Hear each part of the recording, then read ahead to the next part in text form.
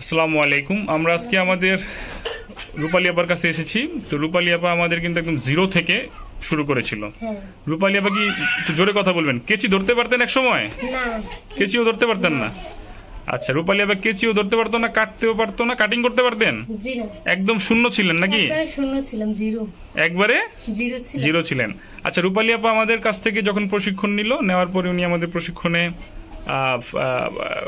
পরীক্ষায় কৃতকার্য হলো। কৃতকার্য হওয়ার পরে আমরা তাকে সেলাই মেশিন দিলাম। যারা কৃতকার্য হয় শুধু তাদেরকে আমরা সেলাই মেশিন দিই। কৃতকার্য যদি না হয়, আমাদের পরীক্ষায় যদি ভালো মান না পায়, ভালো মার্ক না পায়, তাহলে আমরা কিন্তু তাদেরকে আপনার সেলাই মেশিন দেই না আর কি।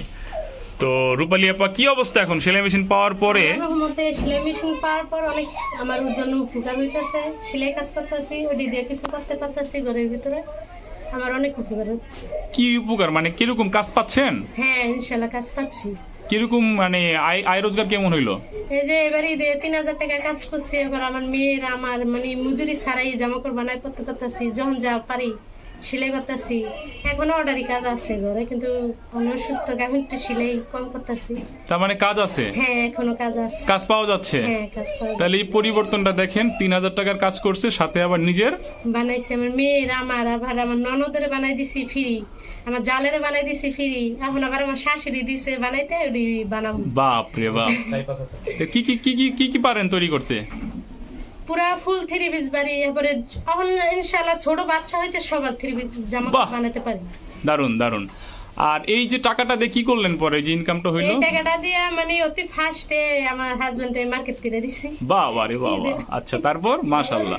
হ্যাঁ, তারপরে আমার মেয়ে ছেলেরে মানে কসমেটিক কিছু কিনে দিছি, টুকটাক মানে ঘরের কাজই। ঘরে কি একটু শান্তিটা বাড়ছে না একটু আগে থেকে? হ্যাঁ, আলহামদুলিল্লাহ খুশি হয়েছে আমার হাজবেন্ড, যে প্রথম কাজ করে আমার ওয়াইফে আমার কিছু গিফট করছে। খুব খুশি হয়েছে না? হ্যাঁ। তাহলে সংসারের ভিতরে একটা রহমত, একটা শান্তি, হ্যাঁ। একটা আন্তরিকতা ভালো দিয়ে গেছে না? হ্যাঁ। তো এই হলো একটা, দেখেন আমার রূপালী আপার যেই গল্প, আমরা অল্পতেই দেখলাম যে মানুষের দেখেন শান্তি, রহমত কিভাবে আপনার ছড়িয়ে যেতে পারে। রূপালী আপা কিন্তু আজকে একটা সাহস চলে আসছে না রূপালী আপা, যে কিছু করে আগাইতে পারবো। হ্যাঁ, ইনশাআল্লাহ কিছু করে দেখাতে পারবো যে আমি পারি। আলহামদুলিল্লাহ। আমি পারি না, এখন কিছু করতে পারবো, যে না একটা বিপদ আইলো পাশে দাঁড়াতে পারবো, যে না আমি কিছু করে দেখাইতে পারি। তার মানে এই যে রূপালী আপার যে স্বাবলম্বিতা, সক্ষমতা, এটা তো চোখের সামনে আপনারা রেজাল্টটা দেখলেন। তা আমরা চাই এইভাবে প্রতিটি ঘরে এই আনন্দ, এই হাসি, এই রহমত, এই শান্তিটা ছড়িয়ে যাক। তো আপনারা আসুন কিছু করে দোয়া করবেন, এবং যারা সহযোগিতা করছেন সকলের প্রতি আন্তরিক কৃতজ্ঞতা জ্ঞাপন করছি। আমরা আমাদের এই চেষ্টা অব্যাহত রাখবো ইনশাল্লাহ। সবাই ভালো থাকবেন। আসসালামু আলাইকুম রহমতুল্লাহ। তো রূপালী আপা সবাই একটা সালাম দিয়ে দেন। আসসালামু আলাইকুম, সবাই ভালো থাকেন, সুস্থ থাকেন। আর যারা করার জন্য আগ্রহ সেটা চেষ্টা করবেন, চেষ্টা করলে আল্লাহ দিলে সফলতা হইতে পারবে ইনশাল্লাহ পারবে। আপনি জিরো থেকে যেহেতু হইছেন, অন্যরাও পারবে। পারবে। তো ঠিক আছে, আল্লাহ হাফেজ। আল্লাহ হাফেজ।